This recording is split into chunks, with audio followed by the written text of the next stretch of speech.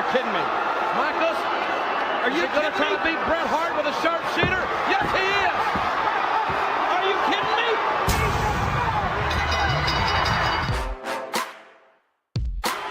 This is bullshit! Oh, we apologize, ladies and Screw gentlemen. me! Everybody screw me! Sean, you weren't in on that? Fucking idea. Nigga, nobody's God's my fucking witness. Bret Hart screwed Bret Hart.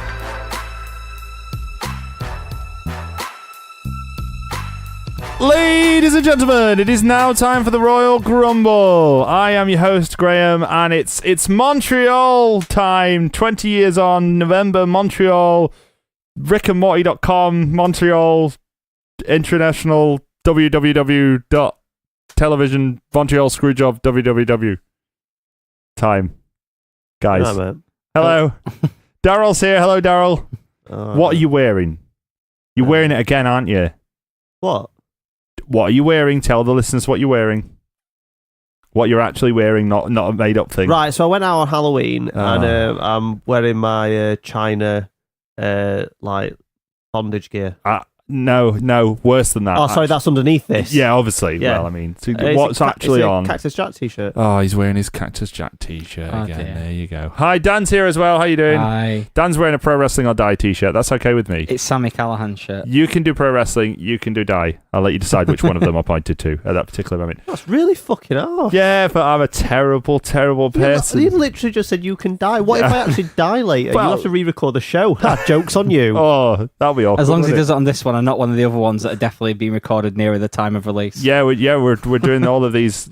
Yeah, we do a new one every week. Opening contest for this week, I actually forgot. So, oh yeah, I remember what it was. Opening contest for this week, they released a whole bunch of people. Who's the next person that's going to be released? Just on the spot. I'm just throwing this out there. Yeah. Who's going out next?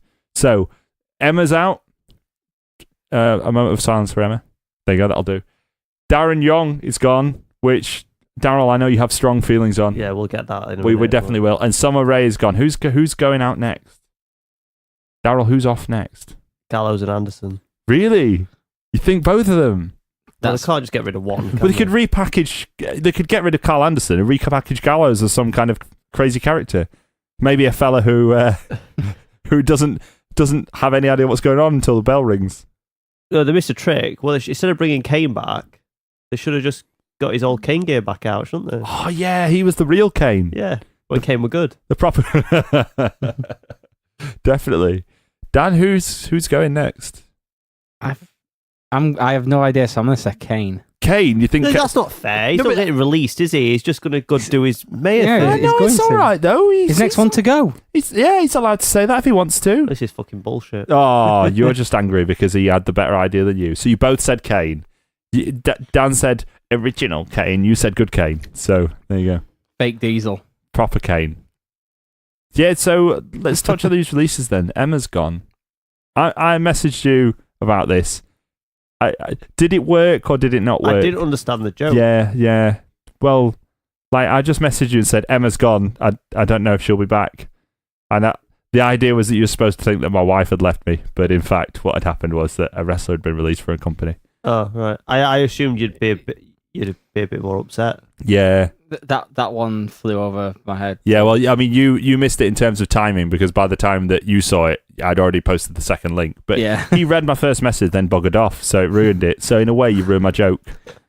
I did enjoy the bit where I just told Daryl, sit down and check the link again. Yeah, that was because yeah. originally the link did just say Emma has been released, and then they updated it. They did. And then we got a lot of very abusive messages back. Well, let's talk about Emma first, and then we'll let Daryl do the Daryl thing, right? Yeah.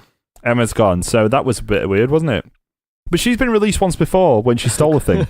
She nicked an iPhone cover, didn't she? Yeah, I think people forget that Emma was once released already.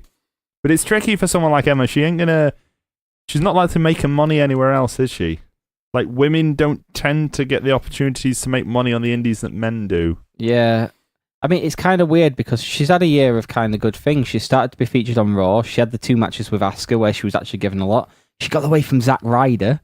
That's a big thing. Yeah, I mean, that's a massive plus for anyone. Zack Ryder's still employed. Think Yeah. about that for a second. jeez. Oh, good point.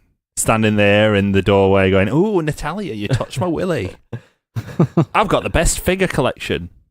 Has he? I don't know, Daryl. Has he? Oh. I've got the fit. Emma's going to be all right though, because she's pretty good with her social media and stuff, and she's got other things she does. So even if she just does wrestling She still has a got little the things bit, She does, mate. I've seen her Instagram. but then like she did that cooking show and stuff, and she can go back into doing things like that. And Maybe she could use the name Emelina. she'll just use a real name. Won't she? Yeah. Tennille. Tennille, yeah. So she didn't when she did that cooking show. Sounds she like was, you've got 10 Neils. All right, Neil.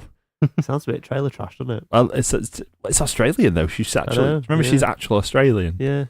Like, you think she'll go back to Australia? Something must have happened here, right? I know they're cutting corners, or cutting costs, I should say, I suppose, or maybe cutting costs by cutting corners because they cut out the corner pyro for Kane. But something must have happened here because I don't think they knew that they were releasing her when they had that Asuka match. Surely, no. Well, Vince is a mentalist. Yeah, that is true. That's proven track record, isn't it? So Yeah. he don't give a fuck. Maybe it's like, "Hey, Caitlin, I thought we fired you." I'm Emma. Oh, well, you're all the same to me. Now, if you'll excuse me, I have to go into my office. Are you saying that when he fired Darren Young, he was trying to fire Shelton Benjamin? Yes. No, he knows that Shelton doesn't have hair. Every time he It's like, sees... Orlando Jordan, I thought we fired you. Like you on It's NXT? a joke that works on two levels. Oh, it does. Every time he sees Shelton, he's like, "Hey, well done, Jason. You're doing a great job as Kurt Angle's son." Oh dear. But yeah, I think Emma will be all right. And then there's Summer Rae, who hasn't really done much recently. She was all right when she was on Total Divas. Was she? Yeah, I mean, she's got weird eyes. She was a bit of a dickhead, but you need that on that type of show. That is built for that, really, isn't Yeah, it? It's on the and then- E-network. She's got weird eyes. Her eyes don't always look in the right direction. It's weird. Mate, Shawn Michaels was one of the biggest stars in the Yeah, but industry. he got kicked in the face, and that's what happened to him. How did it happen to him, I Daryl? You don't know know. these Like, things. Shawn Michaels isn't slightly looking in the wrong direction. Yeah, but and he he's one used of to the at least biggest look at stars. Yeah, but she's got crazy eyes. Like, she looks like she would probably kill you. She used to do lingerie football. Oh, well, there you go then. She's What probably is that got... thing? Yeah, lingerie football's a thing. Like she used to play in the lingerie football league. Oh, I feel bad then. She's probably got CTE or something. I don't know. Probably. Can you get lingerie CTE? I don't know, but I'm quite interested in this sport. Are you? Yeah. Don't they have their Super Bowl like the hour before the Super Bowl or something? Yeah. Yeah. But I think it's on around the same time as the Puppy Bowl, so I never get the chance to see it. Yeah, you do like the Poppy Bowl, don't you? I genuinely do. Even if you didn't have an interest in American football, you'd still watch the Poppy Bowl. I know that for a fact. Yeah. But maybe the lingerie bowl, if there's an accident, could turn into the puppies bowl.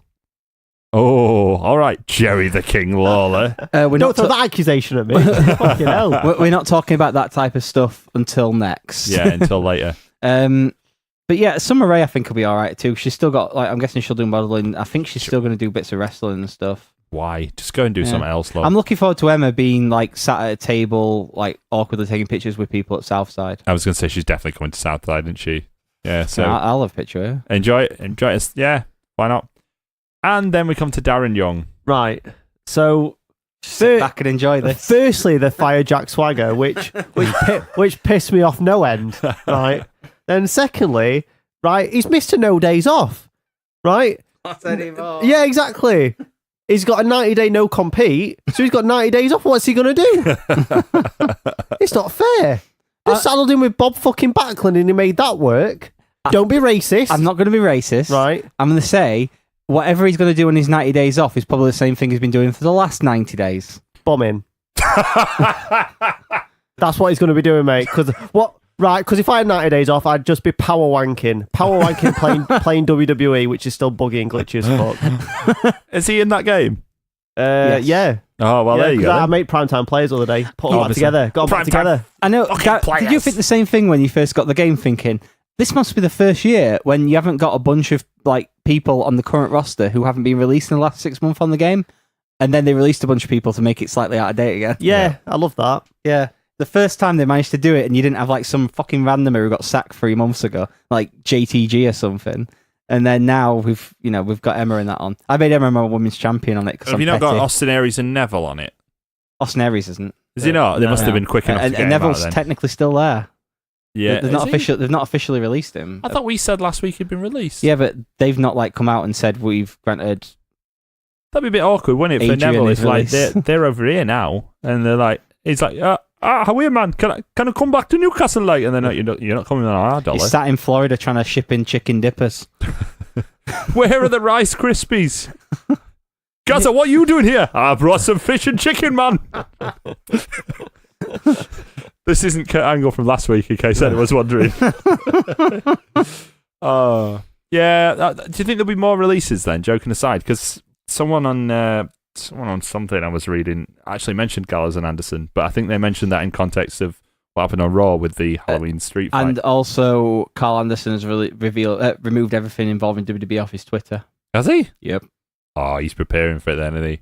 It's like putting your goggles on before you go into the pool. Yeah. And then Finn Balor was winding things up by tweeting a picture of a gravestone that said "bye" on it. Oh, and Rusev also tweeted, "If I go, I go."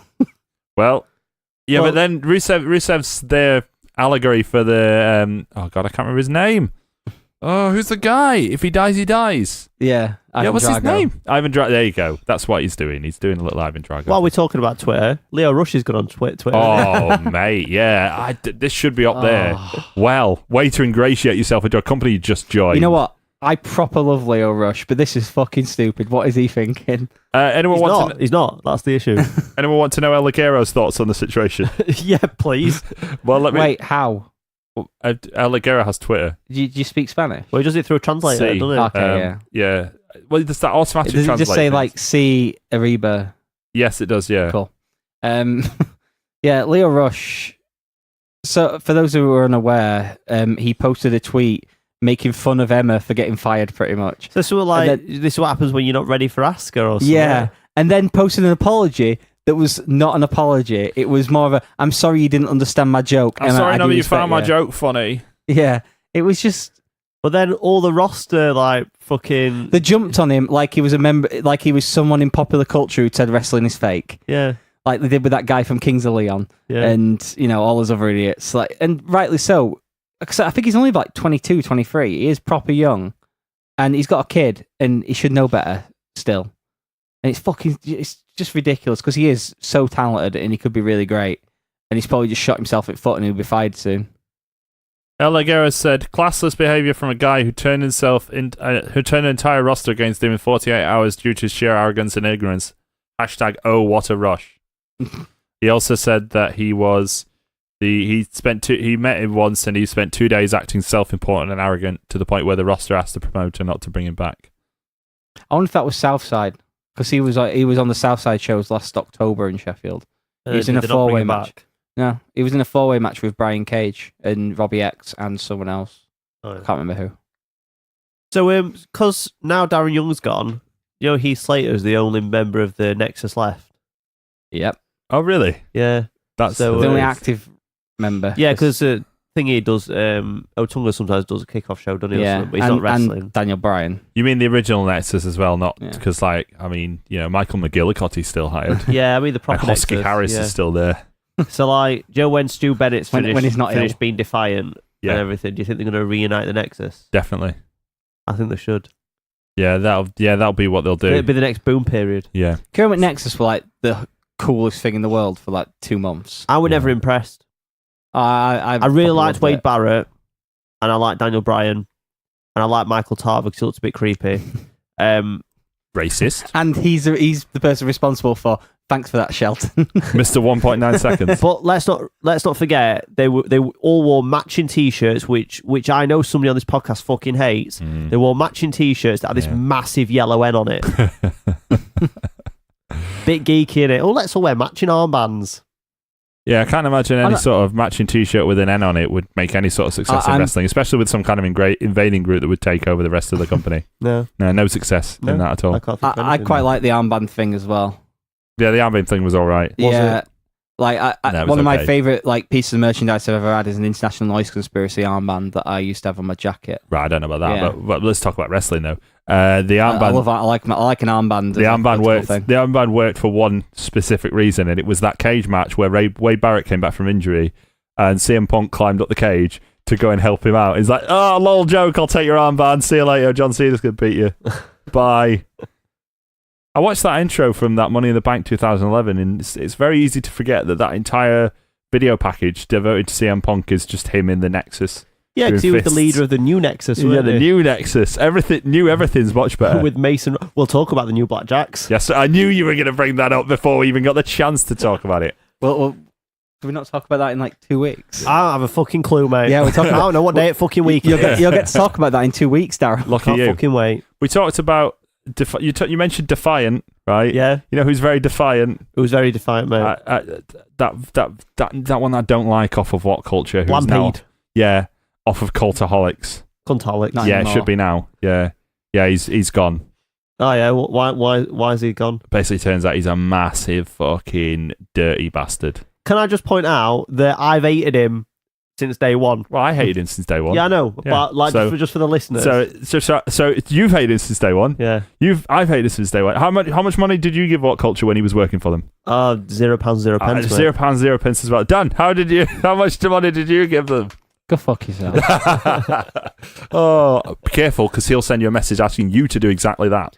Can I So- just point out that I'm not going to get into his full fucking tweet that he sent out. Yeah. But he said, "Oh, I'm getting professional help for my issues." He's just a sex pest. Yeah, How do you get professional help for that? Like, he's just a knob. Yeah. Really. Like, he's made it all about himself as well. So I realised we bought into that a little bit by just slagging him for it, but I just wanted to take the time on our media to let him know, Adam, you're a cunt. I'm really glad I walked straight fucking past him at the UK show that I went, the WWE UK Championship Tournament show. Good. Walked straight fucking past him, didn't even acknowledge him. I saw him from a distance, saw it were him, saw somebody wanted to take a picture with him, and I fucking blanked him and walked straight past him because he's a cunt. Blended. Let's address Raw. Let's talk about something worthwhile talking about. Let's talk about Raw. Let's talk about Raw is Braun. Sorry, listeners, but it had to be done. He came out of a bin lorry. He lives in bin lorries. He lives in vehicles, doesn't he? He's like, oh, you've thrown me in a vehicle. I'll just keep about in this one for ages. I know, he switched. Yeah, he changes the colours of them, doesn't he? Yeah, because the original one was white and he got a red one this time. So that means that. Covered it in blood. Do you think that like he woke up in the bin lorry yard and got out of it, and then that one set off again? Is like, well, where am I supposed to stay now? So he got in that other one, and then that one luckily turned up at Raw. That's what he does. He uses them like Trojan horses. He gets into the place. He's like, oh no, I'm stuck in it. Now I'm going to get my own one. It's like the Strowman Underground Railroad. It just gets him around. Can I ask a question about logic with this? Why would he? Don't, because it'll ruin it. Okay, I'll stop. No, do go on. Why would he come back in a bin lorry? Make his point to Miz in the back Because in the he back is- of the bin lorry as well. He is the modern gnarly. You know how when things get rebooted, they're a bit more intense and scary. Yeah. He's the rebooted Oscar the Grouch.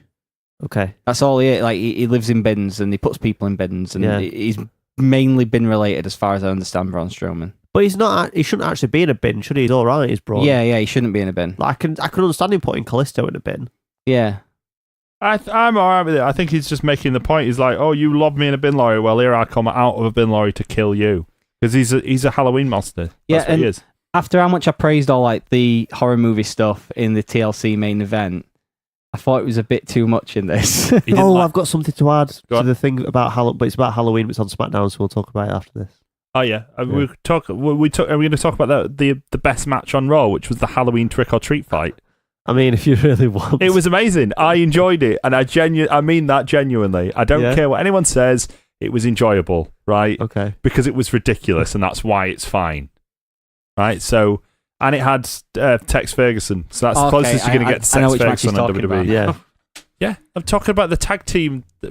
Also, Rhino wearing women's underwear. Yeah, but I know it's Vince's sense of why humor. why was he Santa Claus and Mrs. Claus? Why not? Yeah, but it's Halloween. Wait a Yeah, but they got it wrong, didn't they? Did Because either you Heath two Slater, he's got watch- kids. Did you watch Talking Smack at the end of last year Nah. when Rhino was on it dressed as Santa and was just perving on Renee Young the entire episode? There you He go. was then. just pretending to be like a drunk Santa and just making awkward comments towards Renee Young the entire episode. Yeah. And then Becky Lynch as well, I seem to Have remember. I told the story of my interaction with Rhino on air? I don't know if I have. No, tell it on air. I've got a story I can't tell on air It's about Rhino. I mean, Did he smash a vase? No, No.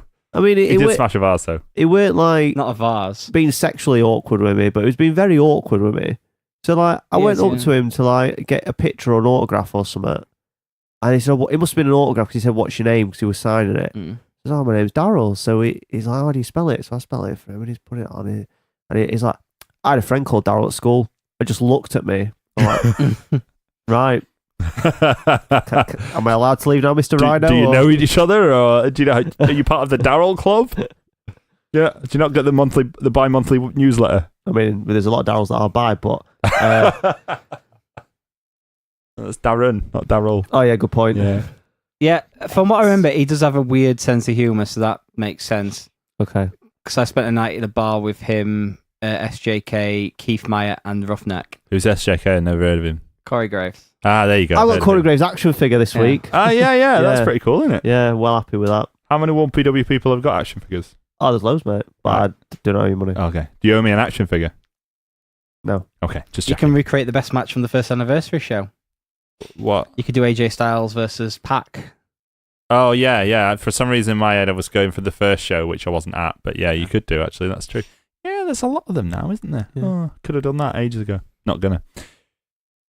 Speaking of something completely unrelated, we talked a little bit about Raw. They've added Braun Strowman to the Raw team for Survivor Series, and the SmackDown team at the moment, as far as I recall, is Randy Orton. It's Shane McMahon. Because he's solid. Yeah, obviously, because he's hard. He added himself. You know, it's that Stephanie came back by this week, which is it's good that that's not come to mind, because obviously, even though she did berate him a bit, it didn't dominate the whole show. Kurt Angle was on the Raw team. Stephanie added him. Shane goes, well, if she's added a former Olympic gold medalist and World Wrestling Federation champion, I'm going to add me, because I'm hard. So there we go. And I'm the captain. Didn't they have a match for who was captain the previous week, and it was Randy Orton that won? Yeah, I think so. Yeah, well, Shane's the captain now. Oh, well, the other thing, the other course person he in is. that match, Bobby Roode is on the SmackDown team. Yep, He beat and- Dolph Ziggler. And Nakamura. What? So at the WWE live show last night this week in Glasgow, they had Asuka masks on sale for £15, but they didn't say Asuka, they said Nakamura. Nakamura mask. Are they real £15. ones, or are they like the bloke outside that No, Daryl buys that's stuff from? the I proper love the merch bloke stand. outside. The proper merch stand had Nakamura masks. Amazing. I don't start with the bloke outside, because I remembered earlier about this bloke outside. Oh, yeah? We bought hoodies, really good hoodies. Yeah, from the they're bloke amazing. outside. Yeah. Yeah. I mean, I they were remember those definitely ages stolen. ago. Yeah. Because they were official hoodies. I've still got it. Yeah. They were official. They were stitched and everything. And they were definitely, like, I think I Googled afterwards and it was Yeah. like, oh, these did exist. They're real. Yeah. But mine's got a massive love heart on it. It says Shawn Michaels. Mine's a Austin 316. I was there when you bought them because I think Jules was knocking around too because he bought one where it was just the WB stitch like Attitude logo, I think. Yeah, they're really good. So, yeah, I wouldn't dream of dissing the bloke outside. He's a great guy. He's got kids. Yeah, he does have kids. Yeah, that is true. That's good. Dan, is it time for the Drew No, it's Gullo? time for SmackDown. Let me Okay. just quickly- Okay. Right, did you see New Day dress up? Yes, That's I did. all I want to talk about. My favourite part was Akeem. What was it? I liked Yeah. Brother Love. What I enjoyed about it was that obviously Big E dressed as Akeem and the other two went, well, we're going to be at the side, so we'll dress as managers. Well Yeah. done. Genuinely excellent. Brother Love was excellent. Yes. Just for the sheer effort of having to paint your entire face red. So, nice one, Kofi. That was good. Did I mention who else was on the SmackDown team? Yeah, we mentioned Nakamura and Bobby Roode. Yeah, Bobby Roode saved us from Dolph Ziggler. I would imagine some more people are going to be added to the Raw team. Probably. Yeah. I think probably one person in particular, but he's missing at the moment because he's not come to the UK because they're in the UK right now. In Yeah. fact, some of you may have seen them at recent house shows, but the Shield are missing a member, aren't they? Yeah. Roman Reigns isn't here, but you know who is here? Go on. Triple H, baby. Oh, that's good. Good news, isn't it? So you know how he had that long-running feud with Seth Rollins Yeah. that ended with them having a match? Yeah. And then we haven't seen Triple H Yeah, since. because Seth Rollins is a Kingslayer, yeah. Yeah. Well, there was a match in Glasgow. What do you think happened? Triple H got involved. Yes, he did, yeah. Yeah. What do you think beat happened? down Seth Rollins. No. Well, they're in a feud. But no, they're not. No. No, what he did, he goes, "Oh, lads, have you got that flak jacket you get Kurt Angle? You got it spare?" Do you get me a big one?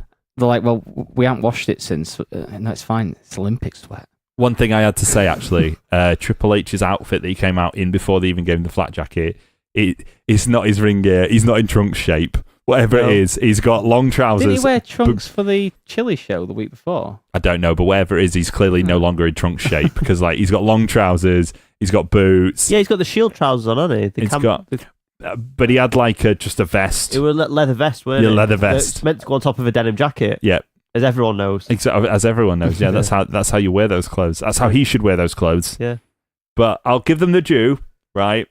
When they had their it was Ambrose and Rollins in the ring, and they had a little verbal argument with whoever it was. I can't remember who it was, but it was definitely Cesaro and Sheamus. I can't remember who the third person was. And it was quite a nice little callback. Seth went, you know that Roman Reigns isn't here, but what you should know is that we always have a plan B.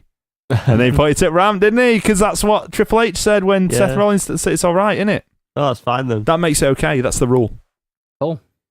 So Triple H against Kurt Angle at WrestleMania, everybody? Yeah, probably. Yeah, and Daniel Bryan cries about it. Yep. Now it's 20 years since Survivor Series, as we've mentioned.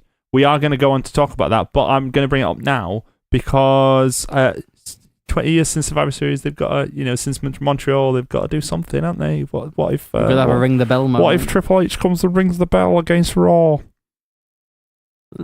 Well... I'm starting Kurt Angle's got him in ankle, or someone's got him in some kind of submission hold. I'm starting to believe that Daniel Bryan teaming up with Kevin Steen and Kevin Owens and Sami Zayn instead. What's he going to team up and stand at the side and complain about? Yeah, and then corpse.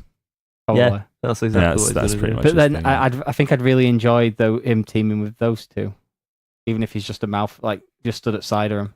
Fair enough. What else would you enjoy in wrestling, Dan? Do you have anything else that you enjoy in wrestling? Oh, God. By popular demand, the original music is back. It's kind of quiet. When you say popular demand, which one of our 4 listeners said... Excuse me, mate, right? If you don't... Let him do it, otherwise I'll bring back the No I'm Dark report, and you know I will. Yeah, I get tagged in stuff now with hashtag Drew Gulak report by at least one person. Oh, well, if it's one person, then... Yeah, it's played it all. The only thing I'm going to mention this week, I know that he did his PowerPoint presentation, it had his face on a pumpkin. But, You'll like this, Daryl, by the way. This is your sort of wheelhouse. Just we'll get there, don't worry. So, his Halloween costume.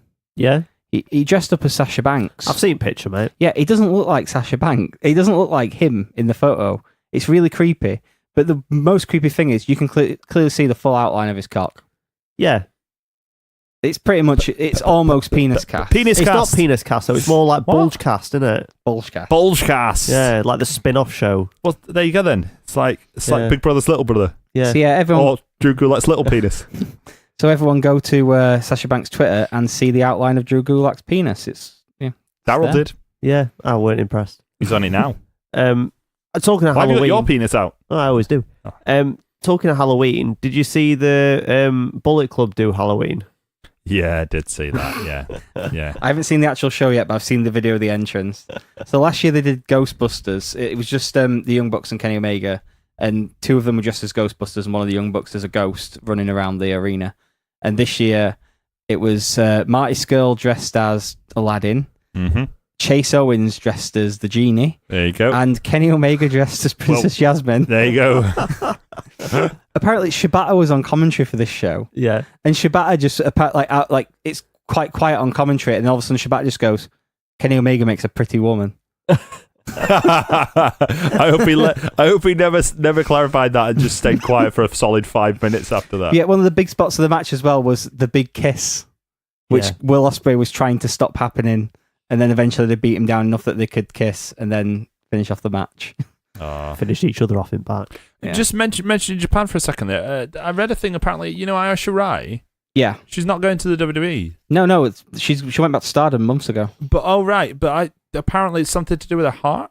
Yeah, apparently they found a heart condition, but it might be a case of WWE being super careful rather than it being a massive serious issue. It's like I don't know if I can say it on air, but we know a person who had a possible WWE contract offer taken away because of an issue involving his blood pressure and stuff. Look, Daryl said not to talk about this, okay? It's a fucking touchy subject. But yeah, WWE can be very careful in the medicals, and if there's anything other than being 100% healthy while getting signed, they won't sign you anymore. Unless you call fucking Kurt Angle. Oh, bants. But yeah, she's been back in Stardom for a little while now. Because she was going back for the title, but then they kind of got derailed with Tony Storm accidentally winning the title in Stardom. What? So we spoke about this last week, didn't we? Yeah, there was a title match, and the champion, Maya, I can't remember her name, Oh. But yeah, she dislocated her elbow like a minute into the match and they had to yeah. stop it and award Tony Storm the title. Yeah, So but she holds like 2 or 3 titles in Stardom now. that's right. Yeah, I think I remember that actually. NXT War Games rules have been released. You know, that's like the culmination of Montreal Screwjob 20 years on season. The War Games rules have been released. Right, so this is why you'll love this, Daryl, right? Obviously. Don't touch my leg again. Well, so I'm doing it now. Dad, Listeners. tell him he's touching me. So the rules are, right, all 3 teams are going to be contained inside, because obviously we've got the 2 cages, right, in the ring. Yep. What's the only way they could make this better? Shark cage. Yes! Shark cages, Is that baby! genuine? Yeah, Oh, genuine oh. sports cars. I genuinely don't know the rules of this going in. Like, I what's ain't seen happening? NXT. All 3 teams will be contained inside separate shark cages by the entranceway, with a member of each team, as chosen by his respective squad, starting the match. After 5 minutes, the remaining members from one team will be released from their shark cage and allowed to enter the match. When another 3-minute period elapses, the remaining members from the second team are released from their shark cage and enter the match. Following another 3-minute period, the final team's members are released from their shark cage and enter the match. Once all 3 teams have entered the War Games match, a victory can be attained by pinfall or submission. There is no clear distinction as to whether there will be a roof over the cage. You missed saying. the one key thing out of that. You can say the match beyond. Yeah, you didn't It's say not anything written on here, so there. That's WWE's fault, not mine. I was expecting, and then the match beyond. I could have said that, but they didn't write it down, so it's their fault in a way. Fuck's sake, WWE. They got can't get Tony that right. Schiavone to do something on Have the they? YouTube channel, yeah. Really? It's on the YouTube channel, yeah. And Does he it's- remember anything, or...? Well, I think he's reading from a script, mate. Yeah. But he stood in front of a green screen, pretending like he's announcing an old school War Games match, but it's the promo for the new War Games, basically. Right, okay. Is he reading those rules? No. Does he mention shark cages at all? No. Then what's the point? I just thought I'd let you know. All right, then. Sorry. It's okay. You don't need to apologise. Right. Montreal Screwjob, 20 years on. We're starting our Montreal Screwjob 20 years on season today, aren't we? If you want. Yeah, we are. Wanna? Yeah, well, you did a whole advert about it. Do it next week if you want. No. Do it now? We've got a schedule. We've got a time schedule. Oh, mate, we'll do it now, though. Well, all right. Well, who do you want to talk about? Daryl, who do you want to talk about? British Bulldog. Dan, who do you want to talk about? Bret Hart, obviously. Did he have any friends? Yeah, we had Owen. Let's talk about the Hart Foundation in Hart Foundation 1997 after this. The Rhino.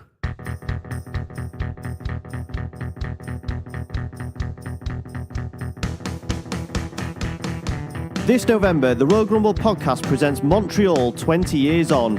Tune in on the 5th of November for Career Mode Hart Foundation 1997, where we take a look at the Hart Foundation's rise and fall in the WWF during 1997. On the 12th of November, we discuss whether we think the Montreal Screwjob was all planned out ahead of time. In the Grumble debate, was the Montreal Screwjob a work? And on the 19th of November, we review the full pay-per-view where the notorious event took place, Survivor Series 1997. That's not all. We will round off the month on the 26th of November with a look back at this year's Survivor Series weekend, including NXT TakeOver, War Games. Expect all that and much, much more during the Royal Grumble podcast presents Montreal 20 Years On.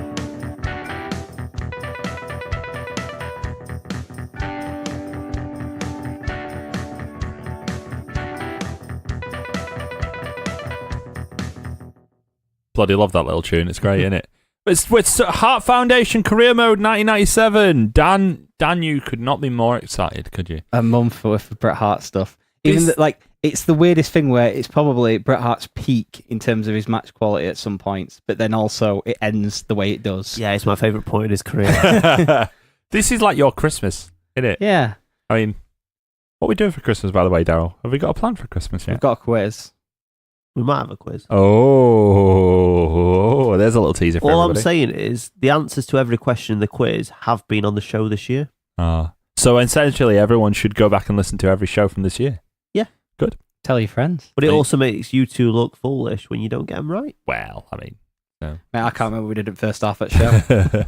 You know what you were doing the second half of the show, though, didn't you? Yeah. I can't remember what we did. No, I don't have to do that this week. I do remember what we did for the first half of this show. You know, one of the things that we watched for like this month worth of stuff, I haven't seen since pretty much the time it happened. Yeah? I've refused to watch it back. And you know what it is. Yeah, we do. I Yeah, have we not do. watched Yeah, that yeah, match yeah, back yeah. since. I watched it for the I first got a time. tub of lube, Obviously. settled down. Tissues. Yeah. mood lighting. Oh, it were messy. Marvin Gaye background. I've been feeling fine, baby. Anyway, stop ruining it for Dan. Come on, let's do this. Let's do Hart Foundation 1997. Dan, you made us try and start in 1996, so try and justify that for us. Because the story starts in 1996. So the technically, Hart Foundation 1997 starts in 1996. Yeah. Oh, how is that possible? the build-up of everything starts. Go on. It technically starts at WrestleMania 12. When Bret lost to Shawn Michaels. Shawn Michaels, the boyhood dream came true, all that stuff. After that, Bret went home for a while. They had contract negotiations, and he did a few other things outside, and he did a few international tours.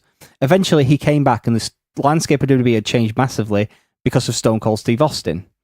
Stone Cold came along at King of Ring, won that, and fans were starting to get behind this bad guy who refused to do anything nicely. He was the opposite of Bret Hart. That led to a match at Survivor Series, which Bret Hart narrowly won. And then onto the Royal Rumble, where Bret was the last legal participant in the match, but not the winner, as Steve Austin snuck back into the ring after being eliminated by Bret to eliminate The Undertaker, Sid, and Bret Hart. This was the start of Bret saying that the company were trying to screw him. Yeah. Good choice of words, Bret. Well Yeah. done. Well done. That ended well. Yeah, it's in the intro to the show. I know. It's one of the early promos. I know. It eventually led to a fatal four-way match with the final four participants of the Royal Rumble. This originally was supposed to be... Why did that happen? Let's This, remind ourselves why that happened. This match, it was originally supposed to be to go on to WrestleMania to face a champion. But then Shawn Michaels lost his smile. Oh, I can't find it. And the match It's in my name, which hurts. Yeah, the match a year in the making was not to be, and the match instead became for the WWE. You know what we forgot WWF to do, by the Championship. way, that lost his smile thing happened at the Manhattan Center. We forgot to mention that Raw is coming from the Manhattan Center on the first Raw of... Is it first Raw of the year? No, it's 25th of January. 25th of January. It's the 25th anniversary of Raw, isn't it? Yeah, Or they're doing a dual show. Simulcast. That always works out well, doesn't it? With the Barclays Center and the Manhattan Center. It'd be cool to see Raw in the Manhattan Center, wouldn't it? Even though it's definitely just going to be Heath Slater and Rhino in his Santa Claus outfits going, oh, we're still here. Now, Look who's still got a job. All the legend people are going to be at Manhattan Center, and then the Barclays Center is going to be the main show. So them poor fucks that have bought tickets for like Barclays Centre have got to see The Miz, whereas if you bought tickets for Manhattan Centre, you're going to see Undertaker. Yeah, but the tickets for Manhattan Center are ridiculously expensive. You're going to see Undertaker. And Kevin Nash. Yeah, well, that's all right. Too sweet, me. Anyway, back to the story. Yep. So Bret Hart won the Fatal 4-Way match to win his fourth title reign, but the night after lost, because of Stone Cold Steve Austin, to Sid. Yep. So Sid became the champion. A few weeks later, just before WrestleMania, there was a cage match between Bret and Psycho Sid, which Psycho Sid also won, and led to the very famous promo where Bret Hart claimed it was bullshit and he was being screwed, which is the reason why we have a 7-second delay on TV now. That's true. To be fair, that cage match is clever. I do enjoy that cage match because it's Undertaker and Stone Cold's involvement that I enjoy. Yeah, because if Bret won the match, then the Bret Hart Stone Cold match at WrestleMania would have been a title match. So Stone Cold helps Bret in that match because he wants to chop the title. It's one of the rare times in kayfabe where they've gone, well, what would make more sense? Like, rather than just sending Austin in to twat Bret to lose the title, it's like, no, well, what would make more sense? He'd want to try and win the title. So it's all right. I'm all right with that. And then the night that led to WrestleMania 13 with the infamous double turn. We've covered that on the show previously. We have. And your actual favourite match? Yep. That was the night Bret turned heel fully, even though it had been coming for months, and led to where we start our story with the Hart Foundation 97. So, 24th of March, 1997. The night after WrestleMania, before the night after WrestleMania was a thing. Yeah, back when, night after WrestleMania was just a normal night and there wasn't a bunch of twats going, oh, look, I've got a sign. Oh, we are awesome. Oh, CM Punk. So, before we talk I don't know if CM Punk was alive. He was probably about 10. He started wrestling 2 years after that. Yeah, he's older than me. Probably and I about was 18 alive then. when this 15. happened. Technicalities. So, on the same show as the match we're going to talk about, Bret Hart attacked Shawn Michaels and re-injured his knee to fully cement his heel turn, which leads into what... Oh, yeah, Shawn Michaels is back, by the way. Yeah, Shawn Michaels' knee injury shock. was not as serious as everyone believed. Turns out he's all right. According to he Bret's had a book, miraculous recovery. According to Bret's book, when he announced it, he was stood next to Undertaker, and Undertaker just goes, I'll believe it when I see the scar. And everyone was just talking about how bullshit it was. And then eventually Shawn comes back, hey, I don't have to have surgery, guys. And everyone's just angry at him. Well, Shawn can't exactly go, a soldier beat me up. No, Sean, that happened once already. Oh, I lost my smile. That'll do. There you go. By the way, I will reference Brett's book quite a bit in this because I reread all the 97 section. For the basic gist of the book. I'm going to reference Brett's book right now. Yeah. Yeah, I was the best, and everyone said how good I was. And then they said how great I was. The book is pretty much, I had a I'm match a and I came Canadian backstage hero. and The Undertaker or Kevin Nash or someone said, that was the best match I've ever seen. And I then went, Gretzky "Thanks." came up to me and he was like, I wish I was a Canadian hero like you. And then I went home and cheated on my wife. Yeah, there is That's that. his book. It's very good, though. It's a very good book. Yeah, it's still worth reading. But, It's definitely a very good book. Worth reading with an entire vat of salt next to you, just so you can take a pinch every time that he says anything. So yeah, 24th of March, 1997. We're starting this epic journey that leads to one of the most infamous events. We are starting it with one of SmackDown's top 11 tag teams, which is the Headbangers against two dead people. Oh, fuck off. Really? What they are? I didn't kill them. You don't even say the names. We've started. I wondered how long it would be before we mentioned the Well, if amount. we get it out of the way, you know what I mean? Like it's Owen. You think Bret Hart and Dean Malenko would like have something in common, wouldn't you? They'd be best mates. Yeah. Jim the Anvil's still about, though, isn't he? Yeah. Is he though? Bobby. Because Spiritually. Oh, no, he woke up on Total Divas when Natalia brought Lana around to house. He was teaching her how to shot put and everything. Spiritually, though, you know. Yeah. He's dead inside, even So, if yeah. he's not dead outside. This is the Headbangers challenging for the tag titles from Owen Hart and Davey Boy Smith. Yep. And the story is Owen and Davey there's been a lot of dissension between them leading up to this. They had an amazing match in Berlin to crown the first European champion, which Davey Boy won. I'll beat you in Berlin, didn't I? Oh, fucking bang on about fucking Berlin, did they, around this time? Jesus Christ. Yeah, that match is fucking amazing, though. It's so good. It's probably the second off, I'll say the third best Bulldog match in WWE. Yeah. Like He his fell entire on his shit. fucking ass. No, that's wrong. The other two matches are against Bret Hart, so it's SummerSlam 92 and In Your House 5. What about that one where he gets rock bottom on stock shit? The dog poop! The dog poop! If you want to hear more classic references like this, go back to our Bulldog Career Mode 2000. But we'll link it somewhere. But for now, Hart Foundation 97. Yeah, so this match was the Headbangers challenging for the titles, and all the while, Owen and Bulldog are fighting between themselves. Yeah, they're not getting on well, are they? Yeah. So they have a little scrap. The Headbangers, right? I was They have a listening bit to of a lot of pull-apart brawl as well, don't they? Yeah, so with I'll just talk about the Headbangers very briefly. Yes. Because I've been listening to Ryan SmackDown's and number Vinny, 11 tag team. where they review Raw and SmackDown from 19 years ago. And I listened to that, and they bitch about the Headbangers a lot. I don't think they were as bad as other people make out. I mean, they're not great, but I watched quite a bit of them over this past week. All I'm saying is Yeah. one of these two teams got booked again recently. Which one? So Exactly. who's the real winners there? Thrash and Mosher. Well, What? the WWE weren't culpable in the death Thrasher of and one of them. Mosher. Sorry, I forgot. I'm glad we missed that one, so we don't have to talk about that anymore. All right, okay, yeah. So they do get their match, in fact, the following week on Raw. Davey and Owen do get their match because they've had their little scrap. You mentioned the pull apart brawl that they have, which lasts longer than the match, pretty much. Yeah, pretty much. And leads to them having a shout at each other while being separated. Bulldog's promo is amazing. Bulldog's promos are always amazing. I beat you in Berlin, and I'm bizarre. I'm the British Bulldog. Hello. My favourite, I know we're jumping the gun I know on it sounds this. a bit like Kurt Angle there, sorry. We're jumping the gun by 2 weeks on this one, but I have to bring up the fact that he was the leader of Team Canada, and he's like, I'm doing this for Canada. Oh, come In on. his thick Manchester accent. It's Mate, amazing. you're literally ripping my That's material a out. preview for 2 weeks' time. Yeah, well, let's get there. Right, Owen against Davey. Yeah, Owen against Davey happened the next... Yeah, we Daryl's... missed a massive chunk out what happens Yeah, after for this it. on Raw. So, Bret Hart has a whinge for 20 minutes.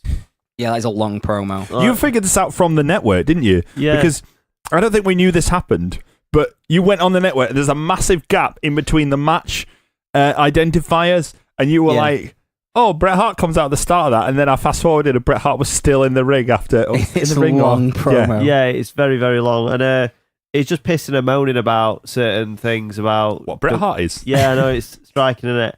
And Shawn Michaels comes out. I don't know. What happens first is he laughs at Shawn Michaels posing in a girly magazine. Sorry, I meant a gay magazine, is what he says.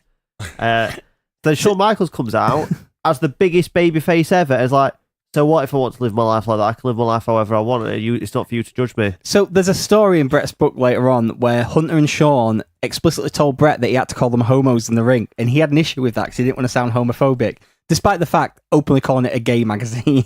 Yeah, in the first that's place. all right. It's I didn't want to call them homos because I like all the gays, especially the benders. that's sort of like Yeah. Bret Hart's sort of mission on things. And then Shawn Michaels went to leave, and then Bret Hart attacked him from behind, then did that sharpshooter figure 4 thing round ring post. Yeah, the figure 4 around the ring post, which according to Bret's book is his favourite move to do. You can really tell that actually from Bret Hart matches. He really loves to do that. He only started. I think the first time he did it was Kevin Nash, and then he really started doing it this year in the Austin match. Yeah. But he liked to do it because unlike when you do a figure 4 on the floor, there's actually no pressure on the leg, so it doesn't hurt at all being in that move. The only danger is if the other person who's getting the move put on them doesn't hold onto your foot. Yeah. Because then you just smack your head against the floor Didn't when you go happen down. when he wrestled Goldberg once. Yeah. Yeah. Goldberg didn't protect him, whereas Shawn, even in the Survivor Series match, always protected him with that bit. Wait, Yeah, in this one, you can see Bret puts his foot inside Shawn's jacket, inside his jacket sleeve. Yeah.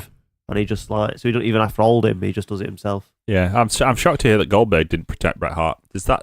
I can't imagine that having any ramifications. Oh dear. Then Sid came out and saved Shawn Michaels. Right, then Before he went away for a few months to play softball. Then he goes for a break. Then it's Rocky Maivia versus Leif Cassidy.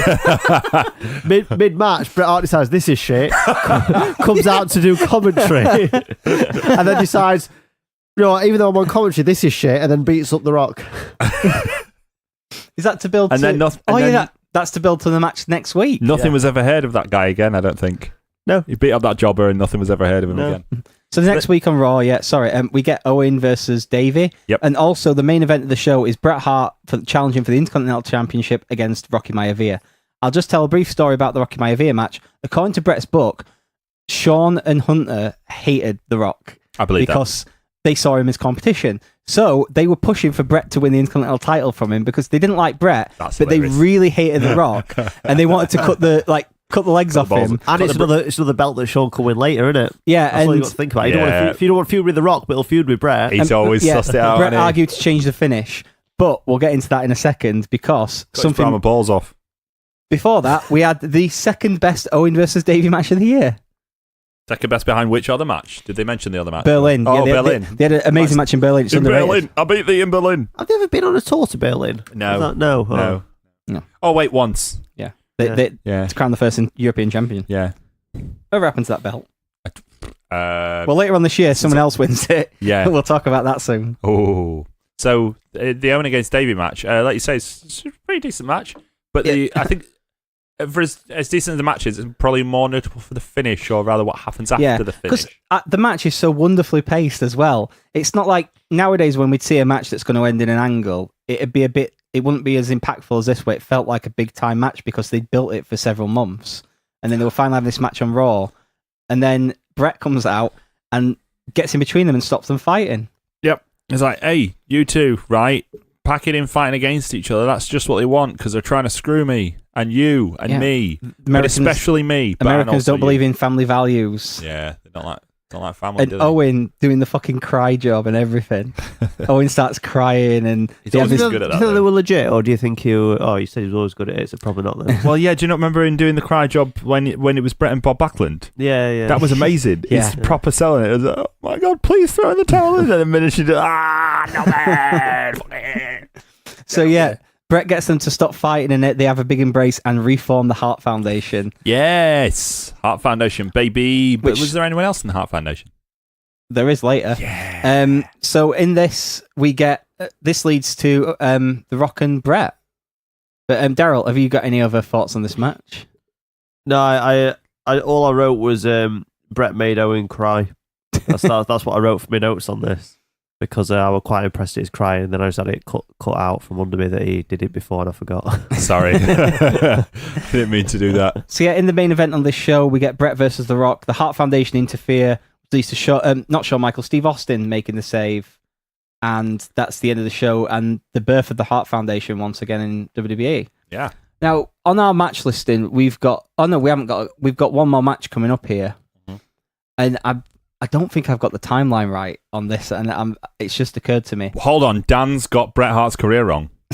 Can we? I can't remember whether Pillman was before or after the Austin Street fight. Doesn't matter. Let's talk about Pillman because that's important. So- because we know the constituent parts of the Hart Foundation, Yeah. essentially, don't we? So Pillman joins, and Pillman joining the Hart Foundation isn't usual. He comes out and interferes in a match on their behalf or anything. He just comes out in the beginning of episode of Raw and cuts a super religious promo talking about how the Hart Foundation had shown him the way, and he's a man of God, and they're proper Christian and everything, and Americans don't believe in good Christian values like Canadians do, which brings out the Hart Foundation, who welcome him into the Hart Foundation. It's mental. Like, they actually brought him in this way. Now, this surely... That is a long promo too. It's like a 15-minute promo at the beginning of the show. This, like... It does strike me a little bit as like, was there a particular reason why they wanted 5 instead of 4, or did they just think Pillman was a good fit? Or Pillman was a good fit. There's quite a few people knocking around at this time that actually trained in the dungeon, and I think Pillman had some training there, and I think he also played in the CFL everyone briefly. says they trained in the dungeon. Yeah. I think Daryl trained there. At There's one a very point, key didn't he? I mean, it person. was somebody's dungeon. There's someone who's involved in a lot of Hello? matches coming. He's been fucking hell. What? I didn't say anything. I just said hello. That's all I'm saying. We're on the line. Let's stay there. Where I left it. There's a person who's been involved in the match before all this, You and showed me his is involved in tape a lot of collection. matches. Oh dear. Whose chair did you sit in? Audience. It's an audience of one. This isn't relevant to anyone. Please power through. Yeah. There's Ken Shamrock he is another listens. trainee, and he's very respectful of Bret Hart and stuff, and that's why he was involved in a lot of the Hart Foundation matches later on. Yeah. That Okay. was him and Austin both love Bret, so You reckon and that's from his book and also from their own interviews. between would Ken Shamrock beat up Stu Hart though? That's the real question. Fuck no. No. He's got that old leather skin, hasn't he? He would now. I don't know. I think we know would from advice. 1997 Ken Shamrock beat 1997 Stu Hart? If Shamrock manages to show up to the fight, he'd probably fail for something beforehand. Yeah, that's true. Shamrock's definitely the kind of guy who now could pull out of a fight with Stu Hart, citing injury. But all I'm saying is it leaves me at a disadvantage. That's all I'm saying.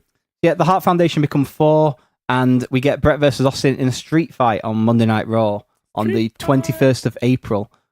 Every week, the Hart Foundation leading up to this have been cutting promos and interfering in matches and just establishing themselves as the top heel group, pretty much. Really, the Bret Hart Shawn stuff is there in the background while the Bret Austin stuff is at the forefront. And this match is really great again. It's not as good as the WrestleMania 13 match because that's a classic, but it was a really fun match and it really helped establish Bret in his new role.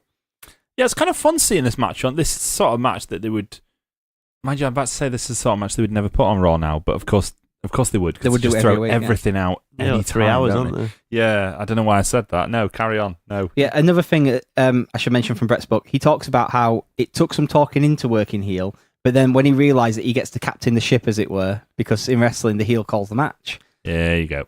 So Bret fucking loved it, didn't he? Funnily enough, Bret was all right with someone massaging his ego and going, But then- yeah, but then you're in charge. But then at the same time, Bret has some of his best matches during this period where he's calling the matches, so Do you know, it's... can I say something to you? Right, this is probably.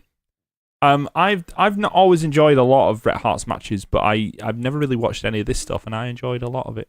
So I agree. This whole run was brilliant. I do. I think it's partly to do with wrestling changing Yeah. around this time, but I really enjoyed a lot of this stuff, especially not the next match we're about to talk about, but the match afterwards. There's a key thing that happens here. So, in real life, Bret had quite a few injuries. His wrist had broken and his ankle was fucked. So, they wrote him off by having Steve Austin absolutely fucking clatter him.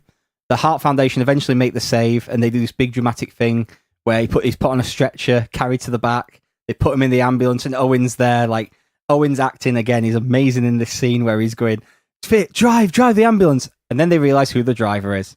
Of course, it's Stone Cold Steve Austin who's got into the front of the ambulance, who carries on to beat Bret up even more, fully injuring him. But then we get the great period. What's better than just your standard heel promo?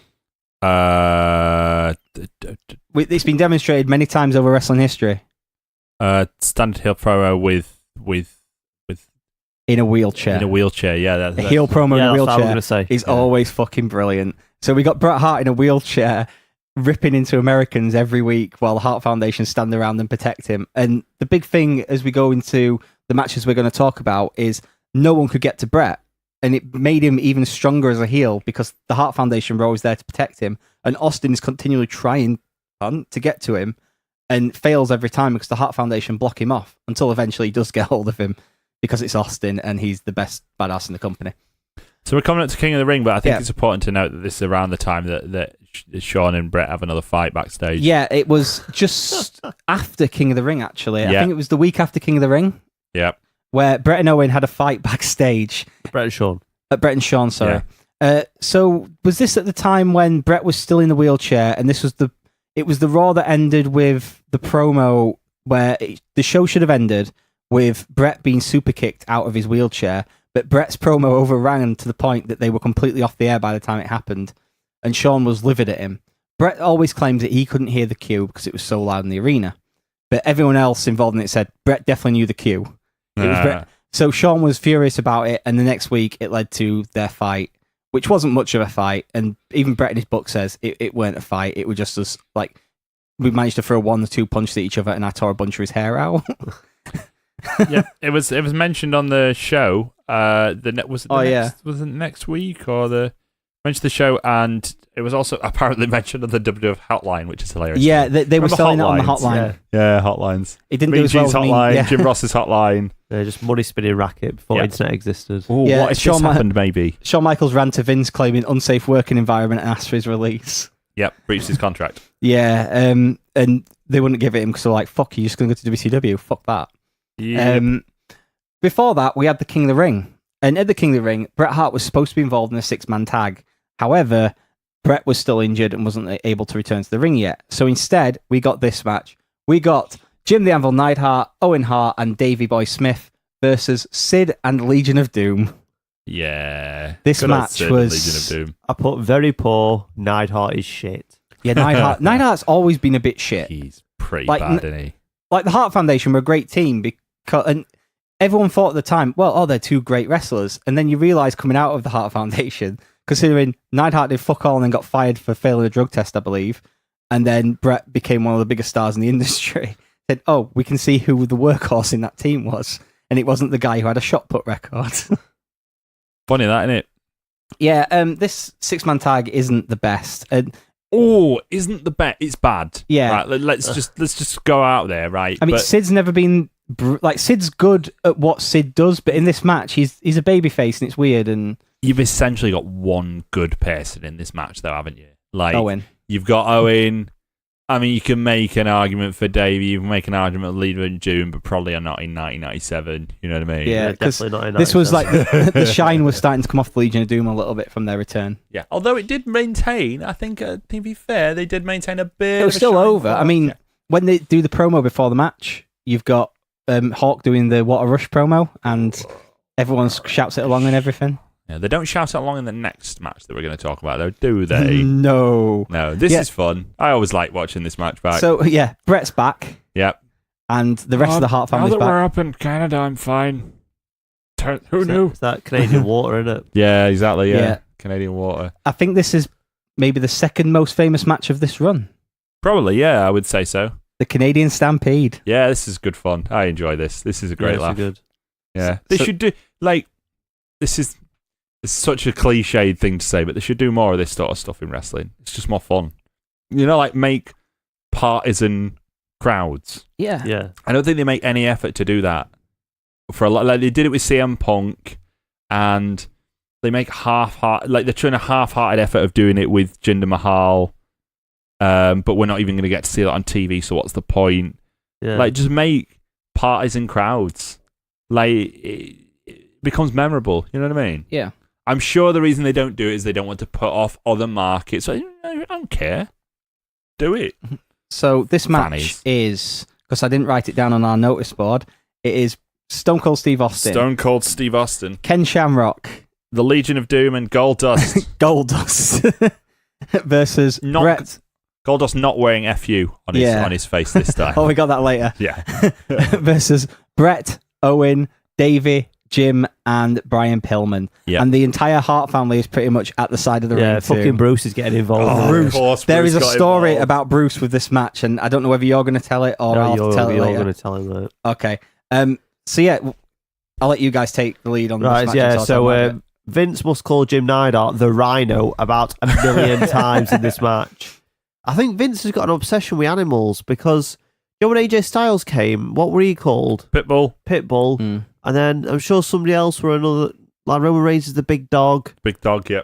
There's the rumour about him on the bearskin rug. Yeah, like Randy Orton's the Viper. the Viper. Rhino's called Rhino. Jim Neidhart's a Rhino. You can't really blame him for Rhino. Well, Rhino's called Rhino. Oh, Rhino. The other pit bulls, Jamie Noble and Kid Cash. Yeah, that there's counts. them. Yeah. He looked at Not even the Sable and originals. thought of doggies.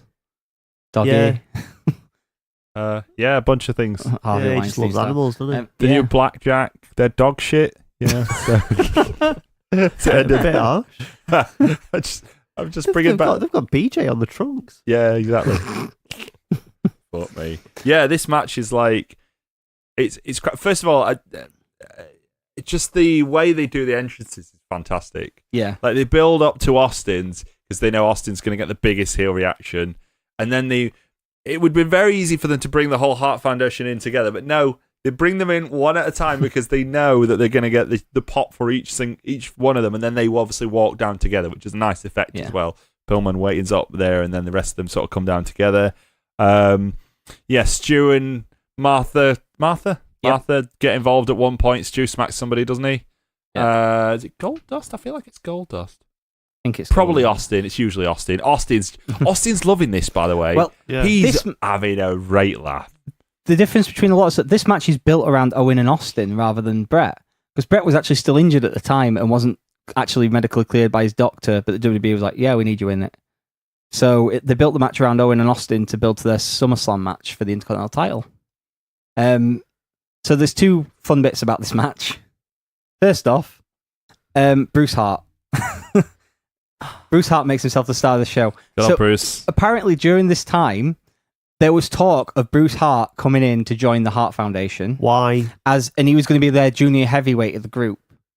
Yeah, I know. You saw the size of him, yeah. Wow. He was going to be the junior heavyweight of the group and he was going to wrestle. However, in this match, he got into the little brawl with Austin and he potatoed him in the kidneys so much that Austin needed help backstage. Yeah. And that ended any talks of it. Bruce legit punched him in the kidneys continuously.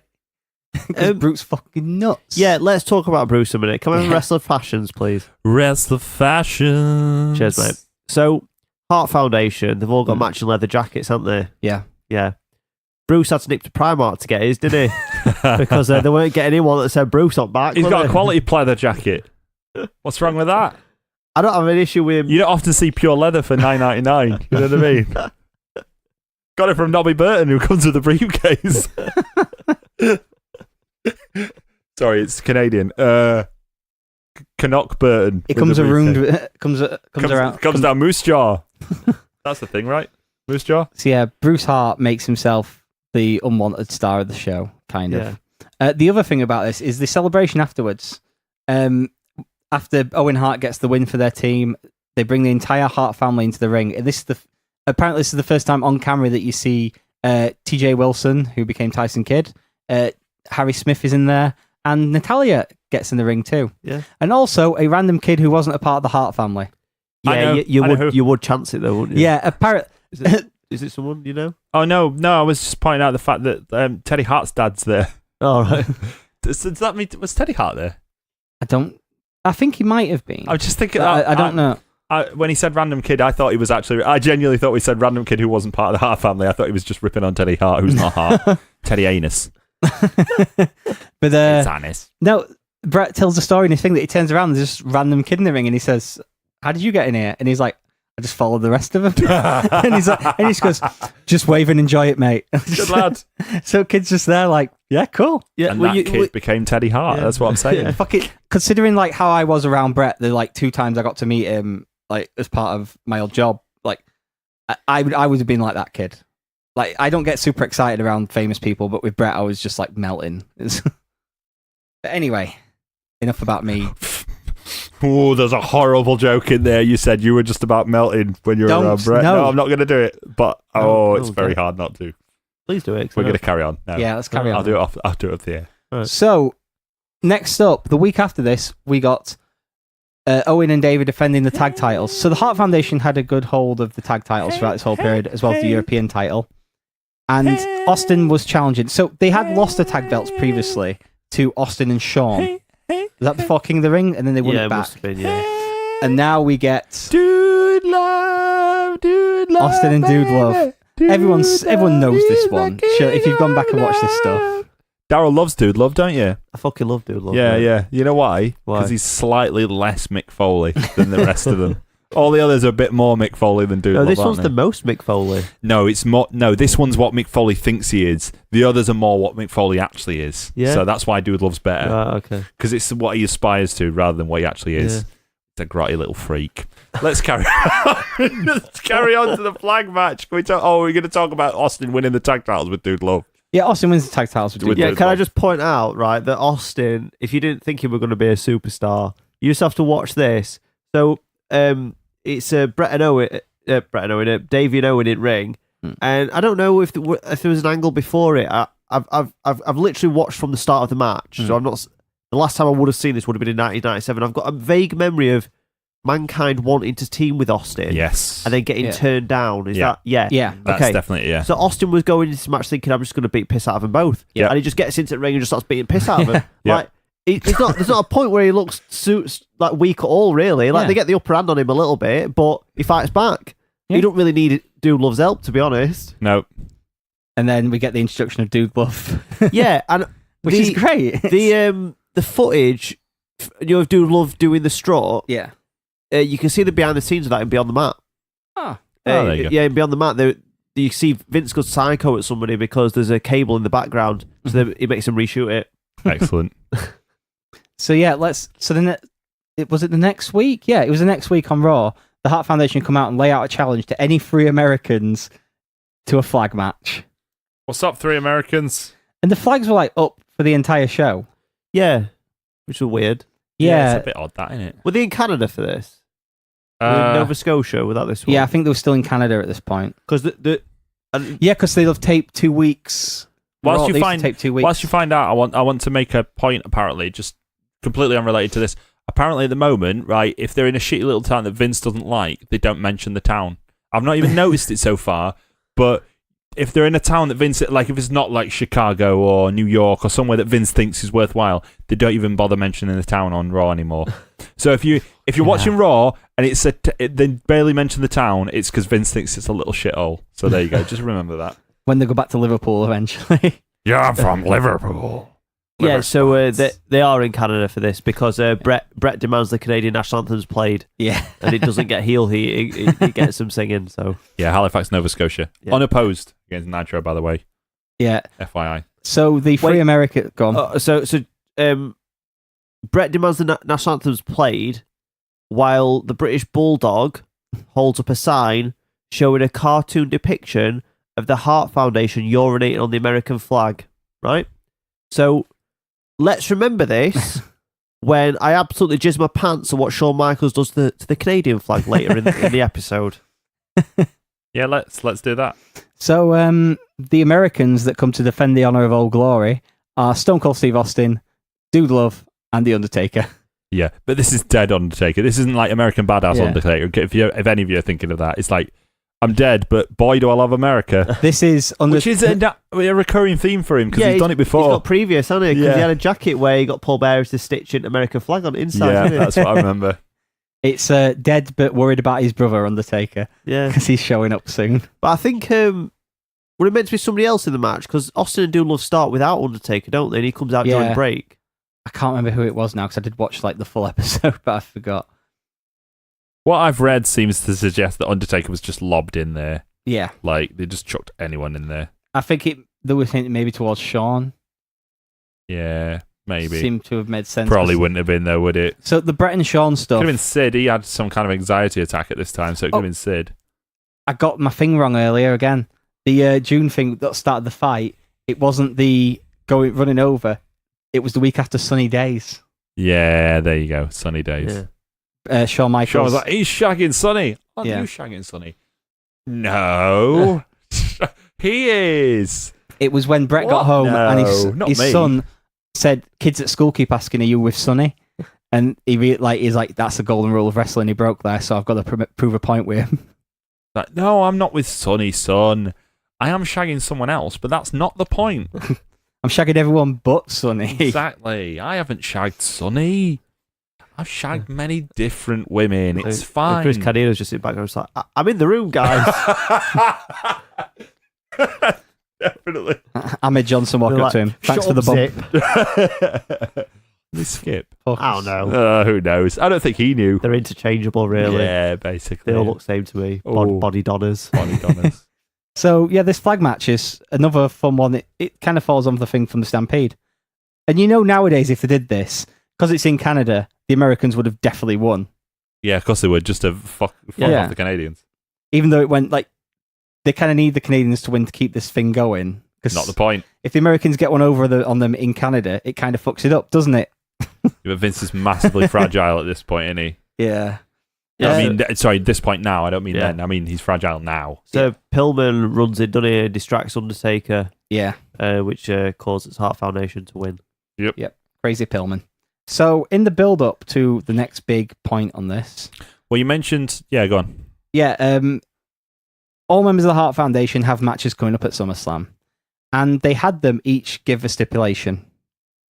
Okay. So, the ones I remember clearly is... I don't remember Jim Neidhart's one, but I don't think he did. Did he have a match? Probably like shave your beard off or something. Brian Pillman was against Goldust. Get a bath. That's it, yeah. Get You off don't at win- Smack, Jim.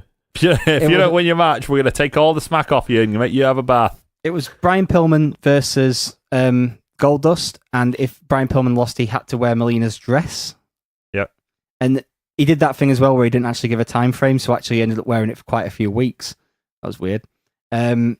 We had Ken Shamrock versus the Bulldog, and if... You had to eat dog food. Yeah, Bulldog had to eat dog food if he lost to Ken Shamrock. And then we had the two matches we're going to talk about now. Owen Hart versus Austin, where that was a kiss fit. Owen would kiss his arse if... I thought if Austin lost, Austin said he would kiss Yeah. Owen's ass if he lost. Yeah. Yeah. And then Brett said if he didn't win, he would never he wrestle would in never America. wrestle in America again.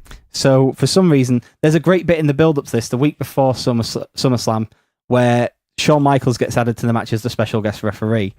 And Brett, as soon as it's announced, the next segment during a match, Brett marches down to the ringside and starts screaming at Vince. Yeah. Saying, "You're trying to screw me again." This is the first time, isn't this generally accepted to be the first time that they properly acknowledge on the air that Vince is the owner? They kind of did it in the cage match one, but this is where he properly goes for it. With him. And he has a huge go at him, and that's why they had the stipulation for Shawn Michaels. If he shows any favoritism towards Bret Hart, towards The Undertaker, then he will never be allowed to wrestle in America again either. Neidhart didn't have a match at SummerSlam, by the way, I've just checked. So, first off, Owen Funny that, isn't it? Owen versus Stone Cold Steve Austin. Now, this match is very famous for one thing and one thing alone. Yeah, Owen's little Oh, no, it's not Owen's tights, is it? It's the neck breaking thing. Yeah, it's damaging Austin's neck. Yeah, Which well done, mate. You only broke, irreversible effects on his you career. only broke the biggest star in the world.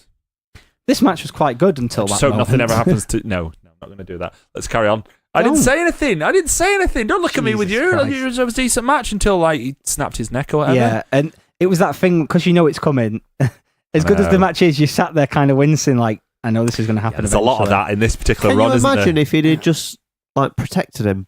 Can you Or imagine just not done that move? Why is he doing different- that move? how Just don't- different wrestling would have been? Probably still be on top now. I doubt. maybe? Nah, he'd have pretty much He gone by now. I don't think he'd be long gone though. I don't think No. he'd be as like. It's been 14 years or something stupid. No, but like that. he's 50, isn't he? Yeah, I suppose. So I don't think he'd be long He'd been gone. No, wrestling no. about 10 years at this point. He'd be on Undertaker's schedule, wouldn't he? Yeah, he think probably would. about it. Yeah, Yeah. yeah, because he does love wrestling. Yeah. He wouldn't be long gone by now if he was gone at all. I do think actually, you know what? I'll take that point. I think there is a chance that Austin would probably have retired by now, but I don't think he'd be a long retired, or he would be an occasional one. Yeah. I was going to say this shows the difference Cheers, between Owen. WWE now Oh, compared sorry. to then, because they show so many replays of his head hitting the floor. And I remembered when Enzo got knocked out in that match, and they showed the replay about 50 times. Yeah, but that's because nobody likes Enzo, do they? Look, his fucking head bounced like a basketball. In hindsight, we know they did that because they think Enzo's a massive cunt. Yeah, that's the guy in the production truck going, why don't you go for a coffee? I'll just press the button for it. Oh no, I showed it again. I want to see his Who's head got dribble money now? before his mouth dribbles because he's out. Who's got money now, dickhead? But yeah, it's quite uncomfortable watching it over and over. But it's weird watching Owen's reaction. So he goes to pin Austin, then stops as Austin tells him, "I can't feel my feet."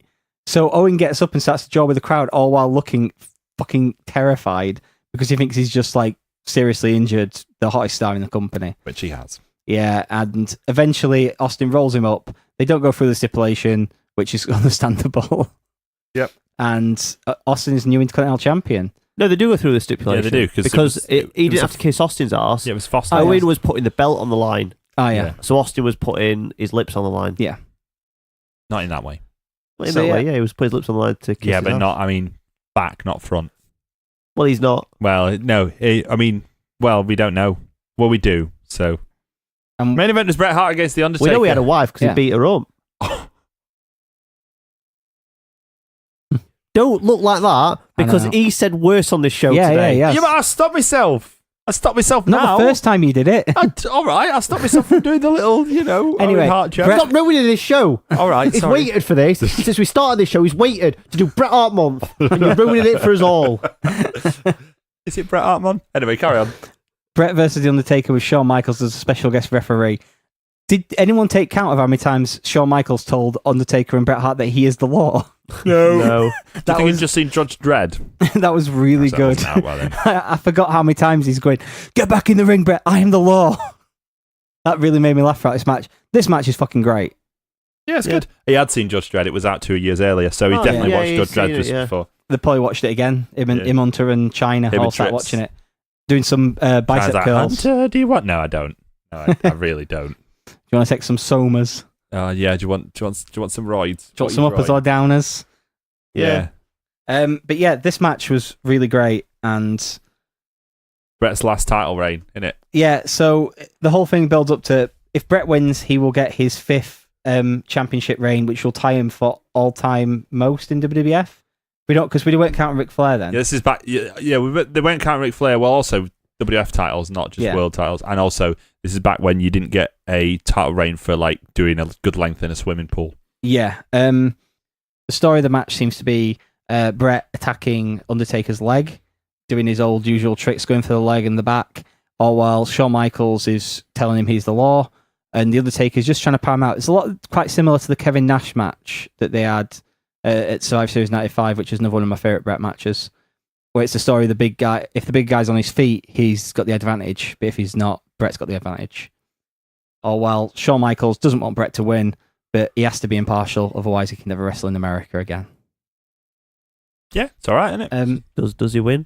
Yes, it's Bret- quite a long Bret match. As wins. well. It's like it's nearly a half-hour match. This quite a long one, but then the finish is Shawn Michaels gets knocked down briefly, and Bret uses the opportunity to grab a chair and smash the Undertaker with it. Yep. He goes for the cover, only gets a 2, and then Shawn Michaels notices the chair and argues with Bret about it. So Bret spits in his face. Now, in Bret's book, he talks about the fact that he told Shawn he was going to spit at his chest.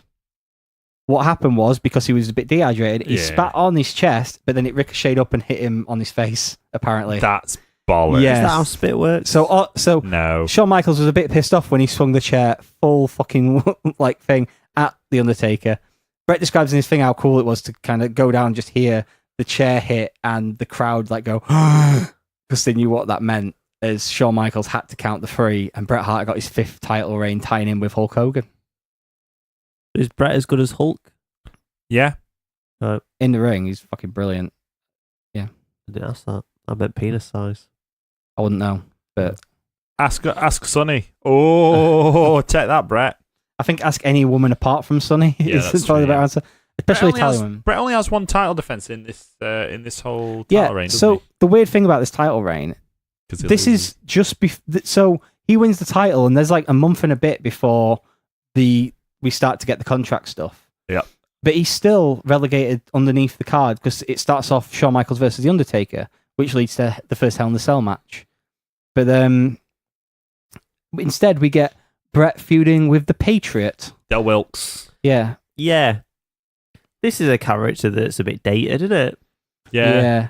Bloke dresses up as American flag. Yeah. All right, look at me. I'm bloody American and that, and I'm American, and I've got the American song. Yeah, and I've got my finishing move's called the Uncle Slam. Yeah, it's just so weird. This was a Bruce Pritchard call, wasn't it, to bring him in because he was friends with him. Bruce Pritchard was the one, I believe, because he'd worked with him before in Houston. And yeah, there was something not... Are there two Patriots at the moment? Like Del Wilkes and then someone else claims that they're the Patriot or something? No, there's one that claims that Del Wilkes sold him the gimmick of the Patriot. Yeah. Which is proper carny as fuck. It is Yeah, like, definitely. so I've got this Doink the Clown mask, mate. Do you want to buy it off me? You can be the real Doink if you want. Said Mr. Steve Wrestler. Lombardi. I'm the real Doink. So yeah, we end up with this Bret Patriot feud, and the first one on our list was Patriot and Shawn Michaels versus Owen and Davey.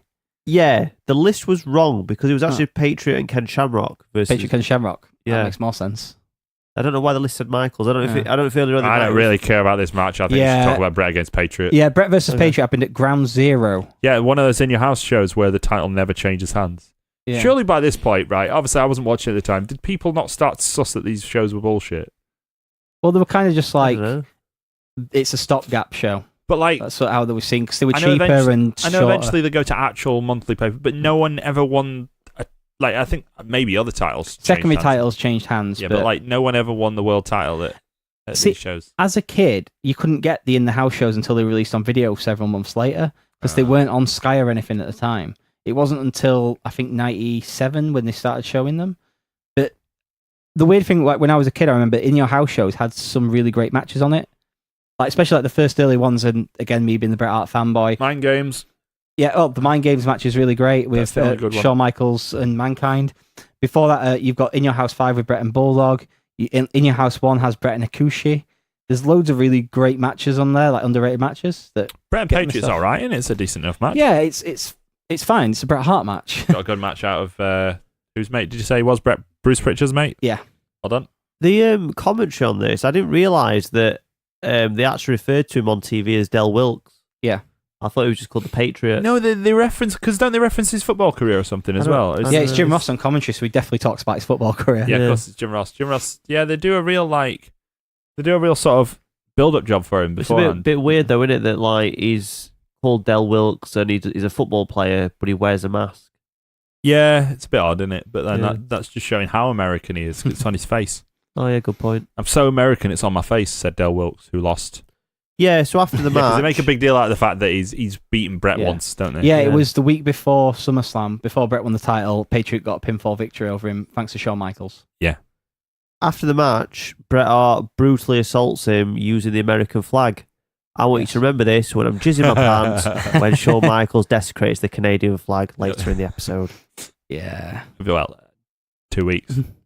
So the next Two weeks, match Daryl. we've got on our list doesn't involve Bret Hart and doesn't involve the Patriot.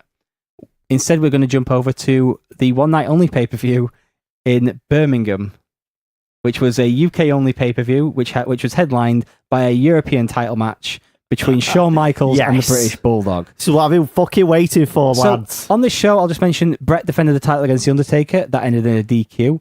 Undertaker and Bret were both very annoyed over the fact that they weren't on any of the promotion stuff for the show or anything, because they both had huge followings in Europe. That's from Bret's book, obviously. The match itself. So in the build-up to this match, it was always supposed to be Davey Boy Smith retaining the European Championship against Shawn.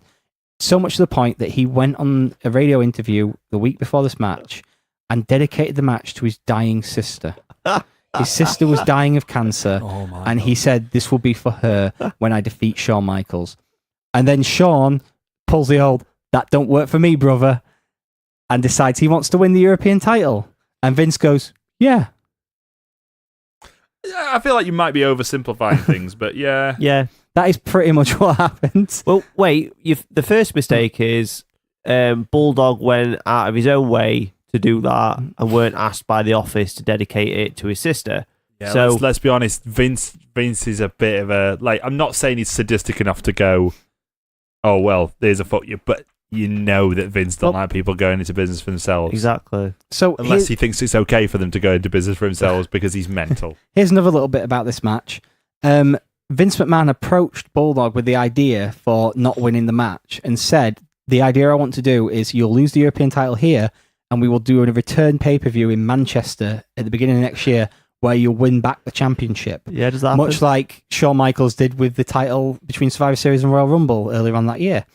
According to Dave Meltzer, it's a bit weird that was only presented to him an hour or so before the show was due to start.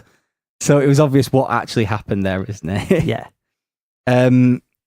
Yeah, so Shawn pulls the "that don't work for me, brother," and decides he's going to be the European champion, and that's what we get in this match. They don't catch it on camera, but Bulldog's sister is bawling, crying when the finish happens. That's heat. Fucking horrific. It's heat. Then his wife gets it ring. Wait, we've skipped the whole entrance. Oh yeah, let's All right, go okay, for it. Well, go on. So, a young child in the front row has got a Hasbro British Bulldog figure. Shawn Michaels takes the Bulldog figure from him, drops it into the crotch of his tights, then gives it him back. Babyface. That's pretty grim. This is your favourite wrestler. Yeah, I fucking love him. Daryl watched that and went, well, this guy rubs figures all over his knob like I do. He's the guy that I like. I've got on here, he is now a man of God. I don't drink, I don't smoke anymore. I've also got I don't remember that. Bulldog has dedicated this match to his cancer-riddled sister. Yeah. Oh, riddled. I knew you'd love that. I knew. It's See, just I- upsetting though, isn't it? Yeah. So as much as I haven't gone back and watched the conclusions of this whole story until we were researching all this, I haven't been back and watched this match until now as well, because that story I find it so fucking awful that if this whole thing's true that Shawn just pulled politics and was like, I want to win title, I don't want to lose to Bulldog. It's a fault you at Bret though, innit? You don't even give a shit Yeah. about Bulldog. No, the worst bit is letting his sister come out at ring with him. That's the worst bit. Yeah, that's because bad. let's say Bulldog did all that shit off his own back. Oh, we're dedicated to my sister, Yeah. and it's like, well, no one's told you you're winning, whether they have or not. Yeah. Right? No one's told him to go dedicate it to his sister. Right? Then Shawn comes in, pulls his power play, and is like, I'm winning that belt because I want to fuck Bret over. Then at that point, Vince should have been like, or powers that be should have been like, look, Bulldog, it's probably not a good idea for you to bring her out there and for us to put it over on commentary because you're going to look like a bit of a dick, especially later on when he's got you in that figure four and he's cheating for about 15 fucking minutes and the Hart Foundation don't fucking come and interfere. They only interfere after you've lost the fucking belt. You're all going to look like a massive bunch of knobheads, which is what happens. Yeah, they really do. Oh my God. And then people chuck shit in the ring. Yeah. Let's not forget that. Because that was what people did in the 90s. Yeah. Yeah, I find this really difficult, this one. I can't really go into anything Pretty more. bad. on it. Well, let's move on then. Let's Yeah. move on to... we can't... So we talk about something different. So with Austin's injury, he's made to relinquish the Intercontinental title, and we get Owen versus Farouk as the final of a impromptu Intercontinental tournament. What, my son? That's his middle name. Well, you named your Oh, yeah, it's son his middle after- name. No, sorry. Yeah, never Yeah. mind. Sorry. Yeah, I wasn't sure which way round I'd done it, you know. So this is we're on the road now to Survivor Series as well, and Owen versus Farouk here. It's just really to get the title back on Owen, but give him a stern test because Farouk's not done much recently. He's the leader of the nation, but he's starting to get overshone a little bit by the Rock. It's like, where's my blue football helmet? Oh, I missed that. He's only months away from getting kicked out of the nation. Yep. So yeah, any thoughts on this match? I'll level with you. This one I didn't watch. No, I didn't watch it. No, Yeah, sorry. let's jump ahead. We've got one, maybe two things left to talk about. The week before Survivor Series, Vader versus Bulldog. I know Daryl Bull rope definitely match. watched this match. Do you know what, lads? I actually didn't. What? You avoided watching a Vader match? I got to One Night Only, and I've watched Survivor Series obviously, but I got to One Night Only, and then I just ran out of time this No, week. here's to what watch it. clearly happened. He enjoyed One Night Only so much. I might have watched One Night Only twice. Post climax nap. Oh, do you know what? You said it. Yeah. Like I think we were all thinking it. But I am really gutted because I should have watched it because it's Vader and Bulldog in a dog It's, collar match. there's not much to talk about on that either. You love a So bit we're of not that. ending on a complete like dull note here. We're not right. We're obviously not going to talk about Survivor Series 97 because in We 2 are. weeks In 2 we're going to weeks, talk about yeah. it we're going to talk about the full show, not just the Hart Foundation stuff. Yep. But I want to give the prequel to it in terms of on September 22nd is the Raw tapings where McMahon told Bret Hart that he could not honor his contract and to seek a contract with WCW. Okay. He went out and did that with the help of the WWE until eventually on October 21st is when he was approached about the idea of losing the title to Shawn Michaels at Montreal. And Bret wasn't too happy about that. Funny that, isn't it? Eventually, Bret gave his notice and we go into Survivor Series in Montreal, which we will cover in 2 weeks' time. I think it's a work. What? The Montreal Screwjob. I think it's a work. Really? Yeah. Do you think that, Dan? Well, I was going to say I'm kind of the Bret in this situation where I'm going to get between the Owen and Davey here. All right. Right. Well, maybe we should have some kind of debate. Maybe it's the return of the Great Debate. The Great Debate 2 Electric Boogaloo. Was the Montreal Screwjob will work next week? It was. It was, yeah. Maybe we already had that on the schedule. But the point is, I'm acting like, like when WWE announces a match and then like they just do an angle for it anyway. Yeah. Like that Rock and John Cena thing where they were like, see the Rock and John Cena team off at Survivor Series. And then on Raw, they were like, I'm John Laurinaitis. You can pick whatever tag team partner you want, John Cena. Pick The Rock, though. Because we've already advertised it. He's like, oh, yeah, we'll have a match with R-Truth in the Biz. Are you R-Truth in this situation? I'm the Miz. Oh. And I'm awesome. Oh. I prefer my original one where I said I'm the Bret and you two are Owen and Davey. Yeah. Like, come on, we're brothers, stop fighting. And you two are like, fuck off. Yeah. Well, in that case, fuck off. That's the end of the show. Thanks very much for listening to the Royal Grumble this week. Don't forget to go to facebook.com/Royal Grumble. You can find us on Podbean at royalgrumble.podbean.com. Find us on Twitter at Royal Grumble Pod. Send us a tweet. Send us your top 15. Send us your conspiracy theories. Daryl loves them. Daryl literally reads every single one. Yeah, I do. Yep. That can wait till afterwards. Yes, it can. That's all. Say goodbye, Daryl. Goodbye, Daryl. Say goodbye, Dan. Bye. Goodbye, everybody.